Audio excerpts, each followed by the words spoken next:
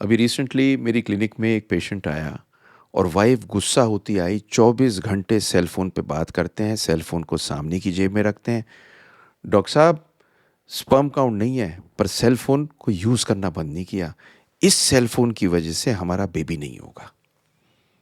मैंने थोड़ी देर तक सुना और सुनने के बाद में मुझे लगा कि मैं इनको साइंटिफिकली सब चीज़ों को बताऊं कि क्या हो सकता है, क्या नहीं हो सकता। लेकिन फिर मैंने सोचा कि क्यों ना आप सबको बताऊं कि ये सेलफोन नाम की चीज़ जो हम सामने वाली पॉकेट में रखते हैं, टेस्टिकल के पास में, स्पर्म वहाँ जहाँ बनते हैं, ये स्पर्म का आखिर में करते क्या है। मैं doctor Sunil Jindal, reproductive medicine specialist. सबसे ज़्यादा आनंद प्राप्त होता है आपको बेबी देने में।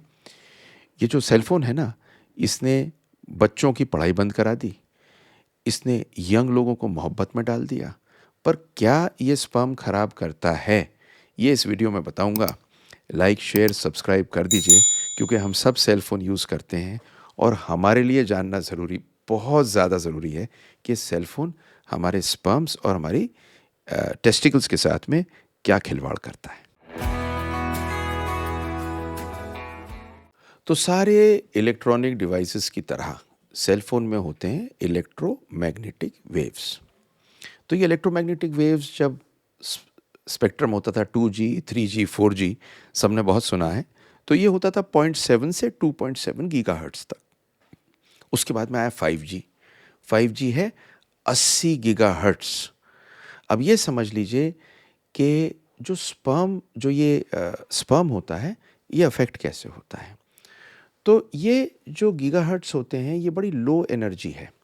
ये लो एनर्जी, लो एमिटिंग इलेक्ट्रोमैग्नेटिक वेव्स हैं। एक्सरे हो गया, ये बड़ी हाई एनर्जी वेव्स हैं। तो हमें ये तो पता है कि ये हाई एनर्जी वेव्स जितनी हैं नुकसान देती हैं, पर क्या लो एनर्जी वेव्स जैसे कि 2G 3G 4G के बाद में अब ये 5G के गीगाहर्ट्ज़ ज़्यादा हैं, ये इफ़ेक्ट देते हैं क्या? ये बताऊंगा इस वीडियो में आपको। डज रिसर्च से, मैं अपने दिल से कोई बात नहीं बताऊंगा, जो रिसर्च कहती है वो आपको बताऊंगा। तो रिसर्च कहती क्या है? रिसर्च बड़ी अजीब सी चीज़ कहती है। 2018 की एक रिसर्च थी। ये कहती है कि सेल फोन की रेडिएशन स्पर्म के नंबर, स्पर्म की मोटिलिटी, स्पर्म की मॉर्फोलॉजी, तीनों पे असर देती है। तो ये रिसर्च डिटेल में क्या कहती है, इसको सिंप्लीफाई करके आप समझिए। काउंट में क्या करती है? ये काउंट को कम करती है, लेकिन ये डिपेंडेंट है एक चीज़ पे, आप कितना ज़्यादा अपने सेल फोन को यूज़ करते हैं। तो मतलब समझ लीजिए, ये मेरा सेल फोन है। इस सेल फोन को जब ऑन है तो इलेक्ट्रोमैग्नेटिक वेव्स का लेवल इसमें कम है। पर जिस टाइम पर ये ऑन होता है और मैं अपने कान पे लगाता हूँ या इसकी घंटी बजती है, उस टाइम पर इसकी इलेक्ट्रोमैग्नेटिक वेव्स की पावर ज़्यादा होती है। तो ये डिपेंडेंट होता है कि कितना ज़्यादा आप अपना सेल फोन यूज़ करते हैं। तो मोटिलिटी की क्या कहानी है? तो 2014 का एक मेटा एनालिसिस हुआ। इस मेटा एनालिसिस में ये पाया गया कि एक्सपोजर होने पर करीब 8% मोटिलिटी कम हुई और 9% वायबिलिटी, मतलब जिंदा रहने की क्षमता।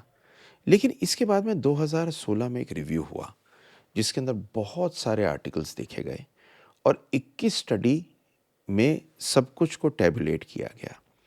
तो 21 स्टडीज़ में ये पाया गया कि स्पर्म के पैरामीटर कम होते हैं। पर इंटरेस्टिंग चीज़ पता क्या पाई गई? 15 में से 11 स्टडी में मोटिलिटी कम होती है। तो स्पर्म की मोटिलिटी या रफ्तार जो इन स्पर्म्स को आगे तक ले जाते हैं और अंडों तक पहुंचाते हैं, वो सेल फोन से कम होते हैं। फिर देखा गया कि सेल फोन से क्या डीएनए डैमेज होता है? तो स्पर्म डीएनए फ्रेगमेंटेशन पे बहुत काम चल रहा है आजकल। स्पर्म होता क्या है? स्पर्म डीएनए होता है जो पैक्ड होता है और ये पैक्ड डीएनए चलता है आगे। इसमें साइटोप्लाज्म या प्रोटेक्शन बहुत कम होती है। तो जब इलेक्ट्रोमैग्नेटिक वेव्स पहुंचती हैं तो डीएनए के डैमेज होने का चांस बहुत ज़्यादा होता है। इसकी वजह से प्रेगनेंसी कम होती है और मिसकैरेज बढ़ते हैं। तो 2013 की एक स्टडी बड़ी इंटरेस्टिंग आई, जिसमें रिसर्चर्स ने ये देखा कि 4 घंटे से ज़्यादा एक दिन में अगर मोबाइल का यूज़ होता है और आदमी अगर इस मोबाइल को सामने वाली पॉकेट में अपनी टेस्टिकल के पास में रखते हैं, तो डीएनए फ्रेगमेंटेशन होने का चांस रहता है।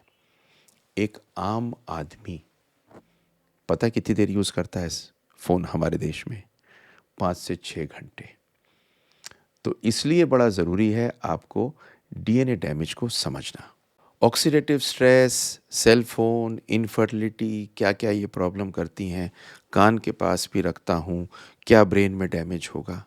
देखिए, ये लो फ्रीक्वेंसी इलेक्ट्रोमैग्नेटिक वेव्स जिनके ऊपर बहुत स्टडीज़ हुई हैं, ये ब्रेन इतनी ज़्यादा नहीं होती कि ब्रेन को पेनिट्रेट करके और कैंसर दे दें। पर ये स्पर्म इतना सेंसिटिव होता है कि ये स्पर्म में नीचे वाली पॉकेट में रख के आपको स्पर्म के डीएनए डैमेज दे दे। और ये चीज़ आपको बेहतर जगह से समझनी है। एक बात और समझ लो, हमारे फ़ोन वाईफ़ाई से लगा होता है।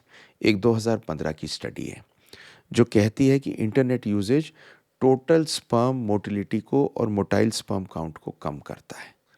अब जहाँ-जहाँ वाईफ़ाई होगा ये स्टडी आई। तो वाईफ़ाई क्योंकि हम अपने फ़ोन में यूज़ करते हैं, तो फ़ोन उस तरह से दिक्कत देता है। तो ये सारी चीज़ें फ़ोन करता है, जो साइंटिफिक रिसर्च में आई, आपको मैं जो बताने जा रहा हूँ। पर अब मैं आपको पता क्या बताऊँगा? मैं बताऊँगा कि आप कम कैसे कर सकते हैं अपने डैमेज को।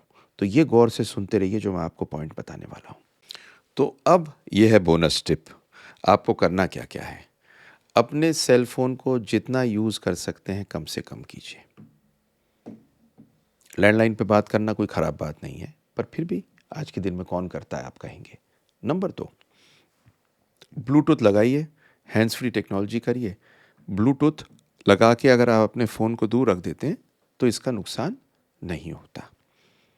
नंबर 3, आप जब भी काम पे जाते हैं तो अपनी जेब में से फ़ोन को निकाल कर और टेबल पे रख दीजिए। टेबल पे रखा रहेगा, ब्लूटूथ आपका लगा रहेगा, आप बचे रहेंगे। नंबर 4, आप जब भी फ़ोन को कैरी करते हैं कहीं पे भी, तो अपने बैग में कैरी कर सकते हैं। ब्लूटूथ या एप्पल वॉच जैसी ये जो वॉचेज़ होती हैं सारी, इसको यूज़ कर सकते हैं। अगली चीज़ बताऊँगा, आपकी आँखें खुल जाएँगी। फ़ोन को यूज़ करते या जेब में रखते समय साथ में कोई मेटल की चीज़ जैसे कि चाबी मत रखिए, इलेक्ट्रोमैग्नेटिक वेव्स उससे बढ़ जाती हैं। रात को सोते समय अपने फ़ोन को अपने पास मत रखिए, दूर रखिए और स्क्रीन को कम से कम रात को देखिए। आप अगर इस फ़ोन को रखने के साथ में एक्सरसाइज़ नहीं करते तो ज़्यादा नुकसान है, क्योंकि ये देखा गया है कि सेडेंटरी लाइफ़स्टाइल या बैठे-बैठे खाने का लाइफ़स्टाइल फ़ोन के साथ में ज़्यादा दिक्कत देता है, तो एक्सरसाइज़ को शुरू कर दीजिए। फ़ोन सब यूज़ करते हैं, आप भी करते हैं, मैं भी करता हूँ। फ़ोन के बहुत सारे फ़ायदे हैं, दुनिया चेंज कर दी है, पर इसका नुकसान जिनको बेबी चाहिए उन पे होता है। रिसर्च ने जो बताया मैंने आपको बताया, इसे अगर लाइक, शेयर, सब्सक्राइब कर देंगे और दुनिया पे ये पहुँचेगा, तो बहुत से लोग हो सकता है इन परेशानियों से बच सकें और उनका फ़ायदा हो। तो मैं ये चाहता हूँ आप इस वीडियो को बहुत ज़्यादा शेयर करें और शेयर करने से लोगों का फ़ायदा होगा, तो इसका मकसद पूरा होगा।